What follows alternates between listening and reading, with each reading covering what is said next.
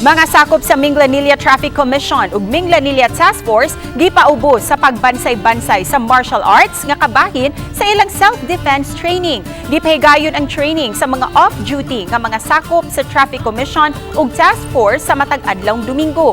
Gipangtudluan og martial arts sama sa arnis ang mga sakop sa Minglanilla Traffic Commission ug sa Task Force. Matod ni Minglanilla Mayor Rajiv Enad nga ang training dili lang magamit sa self-defense o sa mga taga-Traffic Commission ug Task Force apan magsilbi usab nilang disiplina. Gawas niini mapalig-on ug mamihimong himsog usab ang ilang panglawas. Nagsilbi usab kini nilang stress reliever gikan sa sagol-sagol nilang emosyon tungod sa trabaho. Plano sa mayor nga ilakip sa martial arts training ang mga barangay tanod. Doon na gidisiplina na. No, samot pa diha sa kadalanan. Nya usa na diha ang kaning pasensya nga dili dayon mo init diretso ang ulo ba. Kay usahay mo ni makamugna usahay kagubot diha sa kalsada.